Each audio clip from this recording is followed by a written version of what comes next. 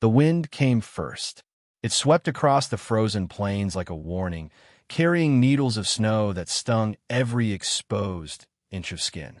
The wooden sign at the edge of town creaked violently as another icy gust pushed through the narrow streets.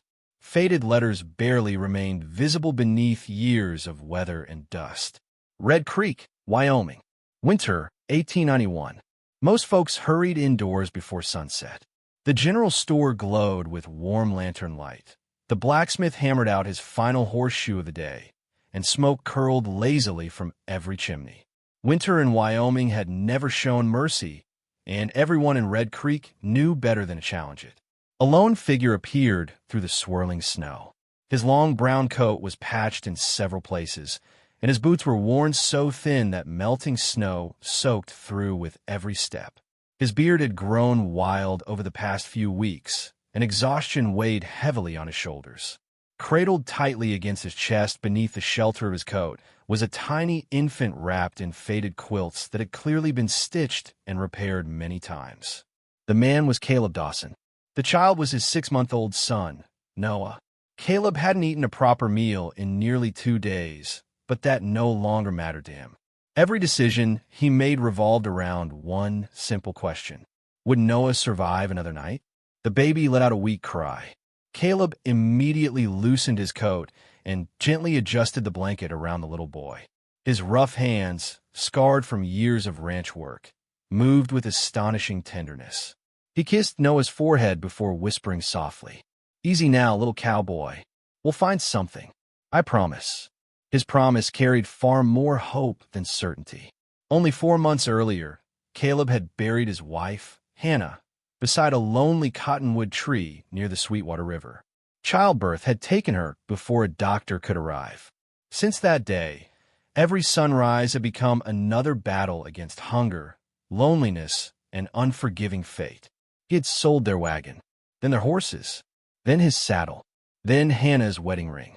Every possession had disappeared one by one, exchanged for food, medicine, and condensed milk that kept Noah alive.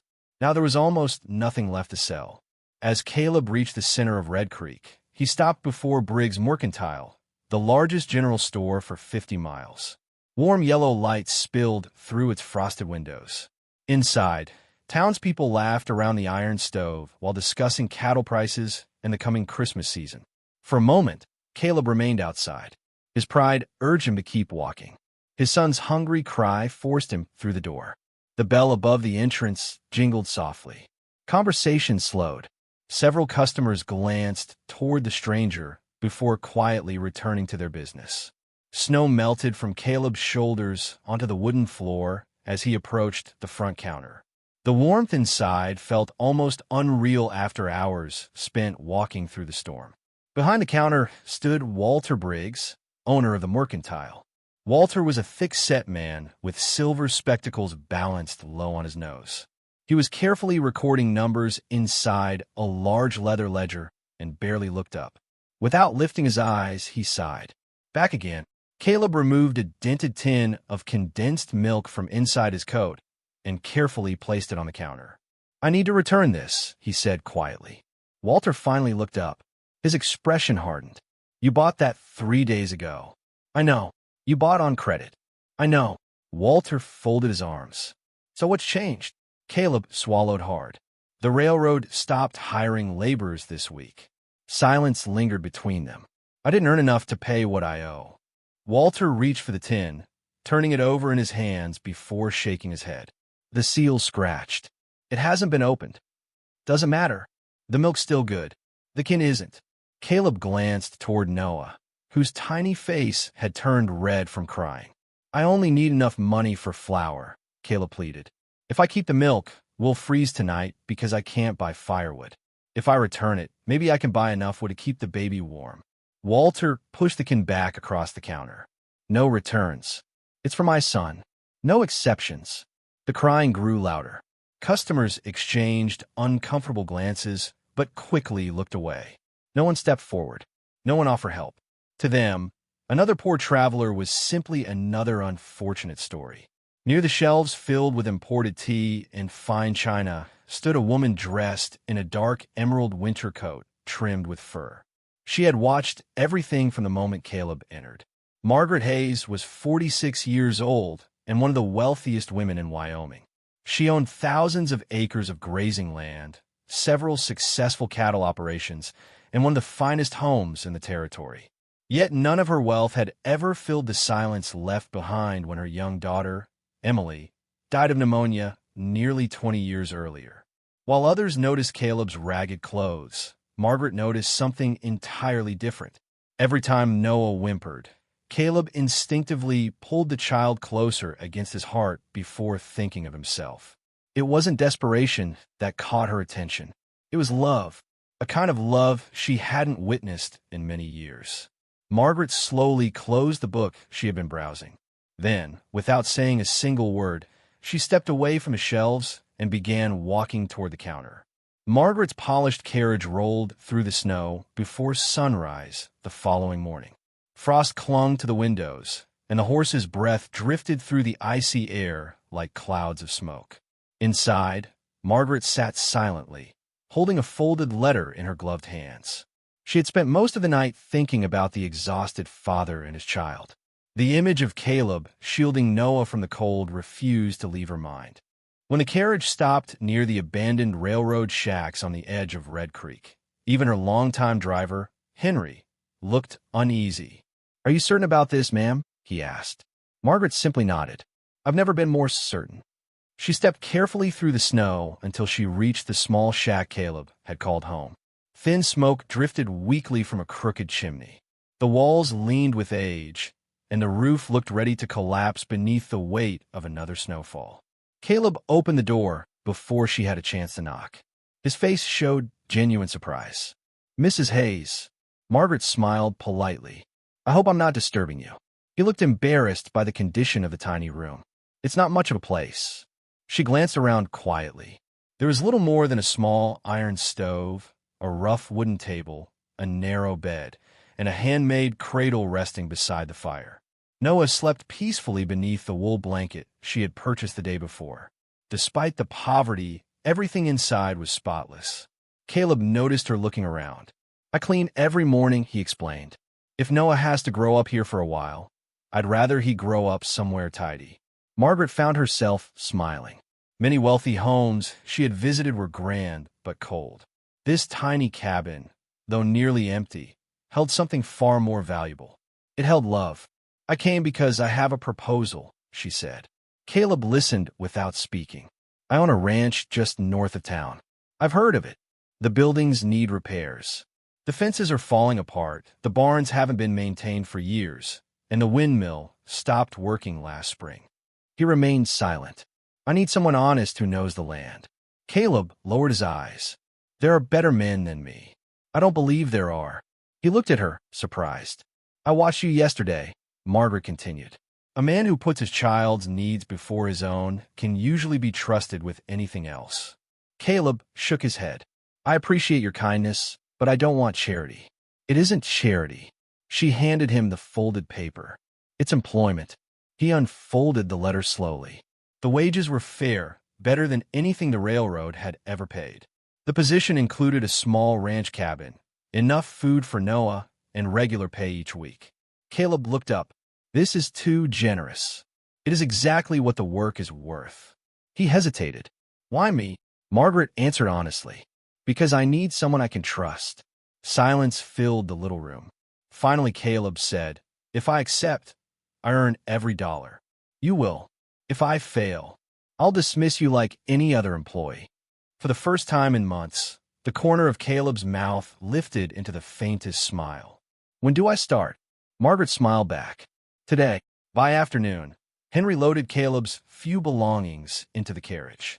There wasn't much to move: a small wooden chest, a rocking chair Caleb had built himself, a few cooking pots, and Noah's cradle. The ranch cabin stood on a gentle hill overlooking frozen pastures and distant pine forests. Though modest, it was warm, sturdy, and surrounded by open land waiting to come alive again. Caleb stepped inside, carrying Noah. "This," he whispered, "feels like a real home." Margaret handed him a ring of old brass keys. "Make it one." The following weeks transformed the neglected ranch. Each morning before sunrise, Caleb was already working. He repaired broken fences with fresh cedar posts. He rebuilt horse corrals damaged by years of neglect. He cleared snow from the barns and strengthened sagging roofs before they could collapse. The frozen windmill stood silent for years until Caleb climbed its icy frame and repaired the damaged gears with spare iron parts he found in an abandoned shed. When spring water finally flowed into the livestock troughs again, even the ranch hands cheered. Margaret watched quietly from a distance. She noticed something unusual. Caleb never cut corners. If a fence required 10 boards, he replaced all 10 instead of patching only the broken ones. If a horse looked sick, he stayed beside it long after sunset. Nothing was ever done halfway. One Friday afternoon, Henry accidentally paid Caleb an extra $5 gold piece. Most men would have slipped it into their pocket without a word. Instead, Caleb rode nearly 6 miles through freezing wind just to return it. "You pay me too much," he said simply. Henry laughed. "I doubt anyone would have noticed." "I would have." When Margaret heard what had happened, she realized she had chosen the right man. As winter slowly loosened its grip, Noah grew healthier. His cheeks became round, his laughter filled the little cabin, and he reached excitedly toward Margaret every time she visited. She often brought him simple gifts, a carved wooden horse, a knitted cap, or a picture book. Caleb accepted none of them for himself. One evening, she quietly left a basket filled with fresh bread, vegetables, and smoked beef outside the cabin. The next morning, half the food had been returned to her porch. A note rested on top. "Thank you. This is more than Noah and I need. Someone else may be hungrier." Margaret held the note for several moments before carefully folding it into her pocket. In all her years surrounded by wealthy businessmen, she had rarely met anyone so unwilling to take more than he had earned. Word of Caleb's arrival soon spread through Red Creek. Unfortunately, not everyone welcomed the news.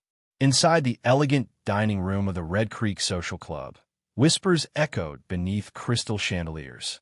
"The widow has hired some drifter. They say he was living in a shack." "Mark my words," another woman muttered. "A poor man always wants something." Across town, one man listened to every rumor with growing interest. His name was Victor Langston, a wealthy cattle baron with a smile as cold as winter itself. For years, he had tried to buy Margaret's ranch. Every offer had been refused. Now, watching a poor ranch hand become part of her daily life, Victor saw an opportunity, and he intended to use it. Victor Langston was not a man who accepted defeat. The day after Margaret Hayes announced Caleb Dawson's 5-year contract, Victor began turning the town against them. He met with wealthy ranch owners, merchants, and members of the town council, filling their minds with stories that painted Caleb as a dangerous outsider and Margaret as a foolish widow blinded by sympathy. Before long, Red Creek buzzed with rumors. People who had once greeted Margaret with warm smiles now crossed the street to avoid her. Conversations stopped the moment she entered a room. At church, families who had sat beside her for years quietly chose different pews.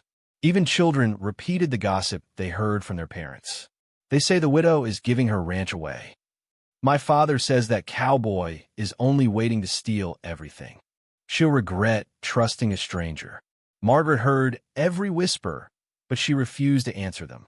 Caleb, however, felt each cruel word like another weight on his shoulders. One afternoon, he rode into town to purchase seed for the spring planting. As he stepped inside the general store, several ranchers leaned against the counter drinking coffee. One of them laughed loudly. "Well, if it isn't the richest hired hand in Wyoming." Another smiled mockingly. "Tell us, Caleb, what's it like living off a wealthy woman's kindness?" The men burst into laughter. Caleb calmly placed his order on the counter. "I came for seed," he said quietly, "not for trouble." He paid for his supplies, tipped his hat to the shopkeeper, and walked back outside without another word. His silence embarrassed them far more than any argument could have. That evening, Margaret was reviewing plans for the new school when Henry announced unexpected visitors. Victor Langston entered the library accompanied by his lawyer and 2 members of the county council. "I hope we're not interrupting your evening," Victor said with a practiced smile. You already have, Margaret replied. Victor ignored the remark. We're here to discuss Caleb Dawson. Margaret folded her hands. What about him? Victor slowly removed several legal documents from his leather case. My attorney has discovered that years ago Mr. Dawson publicly criticized several railroad investors after workers were dismissed. Margaret remained expressionless.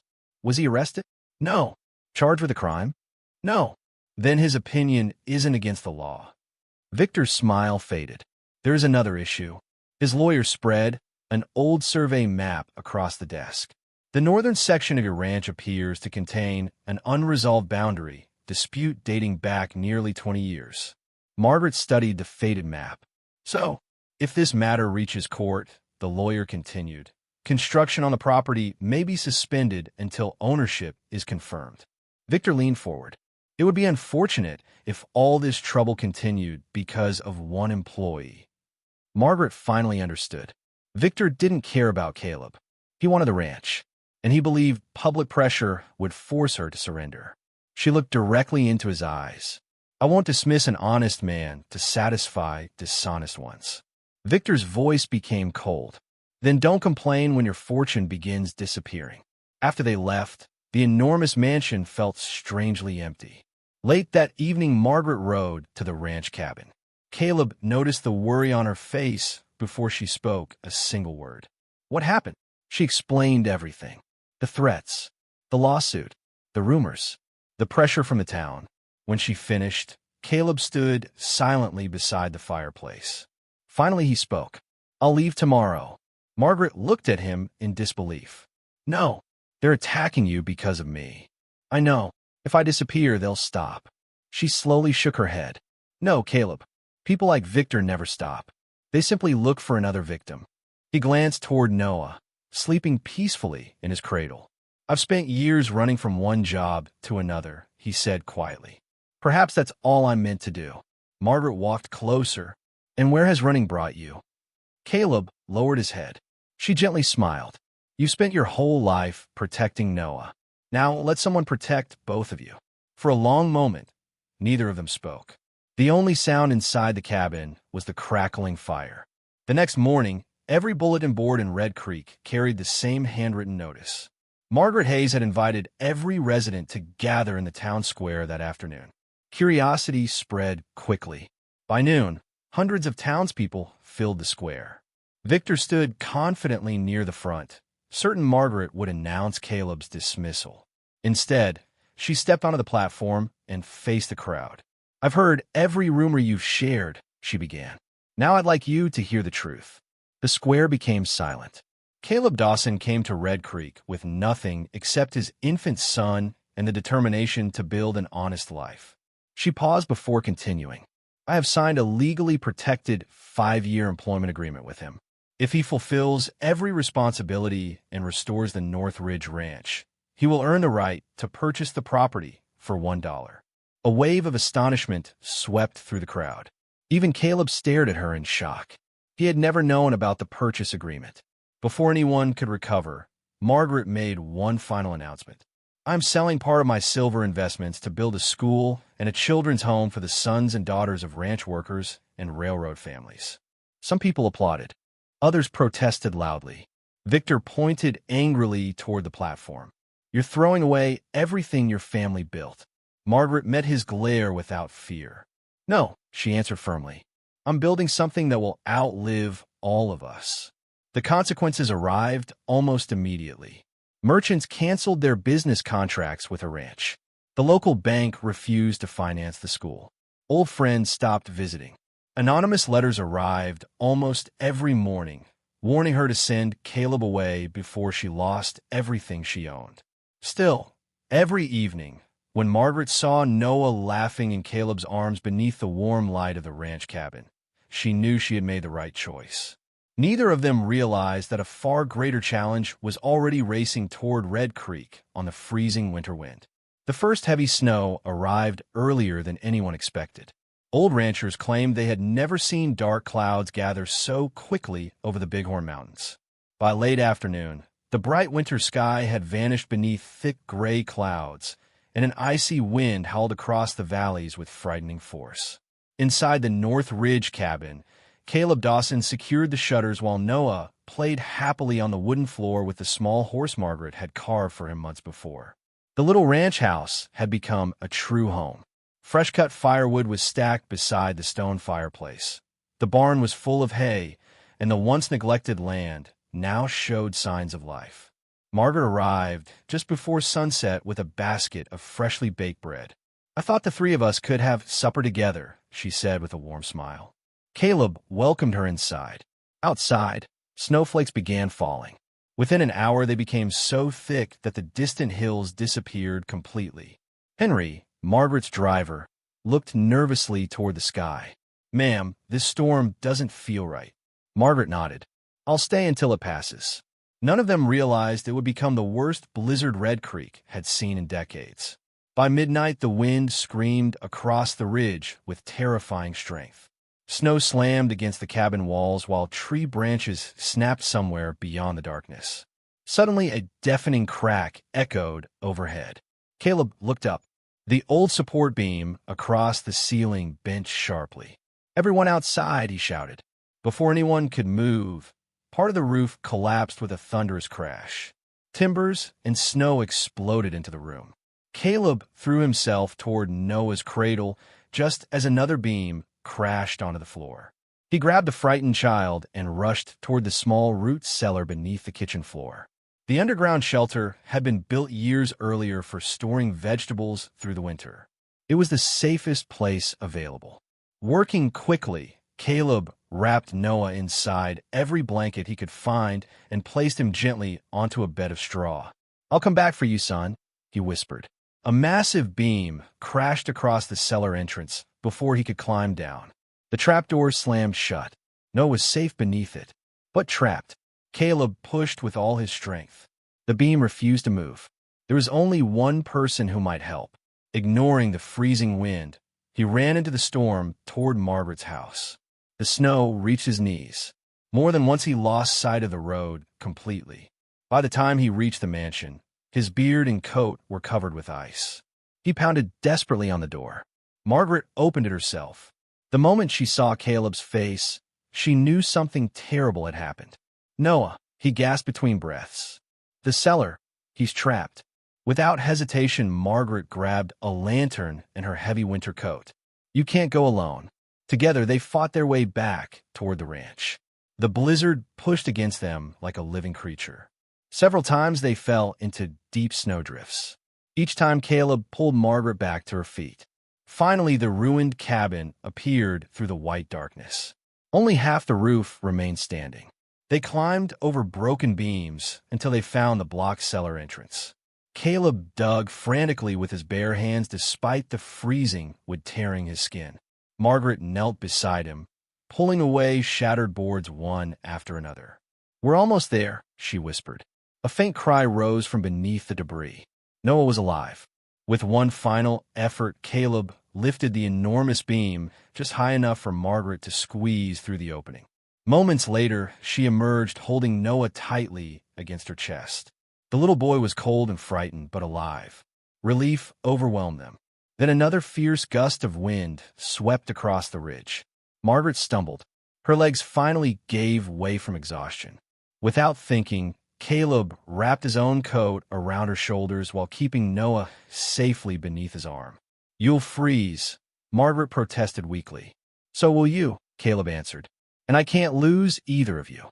Step by painful step, they struggled back toward the mansion. The journey seemed endless. Twice Caleb fell into the snow. Twice he forced himself back to his feet. When they finally reached the front door, the servants rushed outside to help. For hours, doctors and house staff worked to warm them beside roaring fires.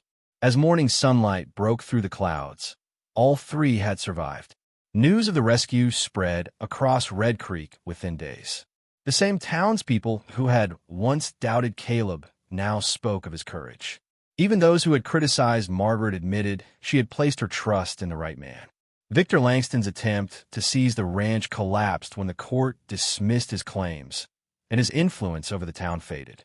Months later, After the orchards bloomed and Caleb completed every promise in his work agreement, Margaret handed him the official deed to the North Ridge homestead. Caleb looked at the document before shaking his head. "I haven't earned everything you've given me." Margaret smiled gently. "You earned it the day you chose your son's life over your own." A few weeks later, beneath rows of blossoming apple trees, Caleb asked Margaret to become his wife. There were no grand speeches, no expensive jewels, only a simple promise. "I came to Red Creek searching for work," he said quietly. "Instead, I found a family. If you'll have me, I'd like to spend the rest of my life protecting it." With tears in her eyes, Margaret answered with a single word: "Yes." The wedding was held at the ranch they had rebuilt together. Noah carried a small basket of wildflowers down the aisle, making everyone smile. Margaret later sold her grand mansion and moved permanently to North Ridge. Together, she and Caleb opened the school she had dreamed of, creating opportunities for the children of ranchers, railroad workers, and families who had once been forgotten. Years passed. The once abandoned ranch became one of the finest in Wyoming. Noah grew into an honest young rancher, respected throughout the territory. Above the stone fireplace in the family home rested an old dented tin of condensed milk. Visitors often asked why such an ordinary object occupied a place of honor. Caleb would simply smile, because that little tin reminds us that one act of kindness can change the course of an entire life. And every time Margaret looked at it, she knew the greatest fortune she had ever found was never measured in land, silver, or cattle, but in the family they had built together.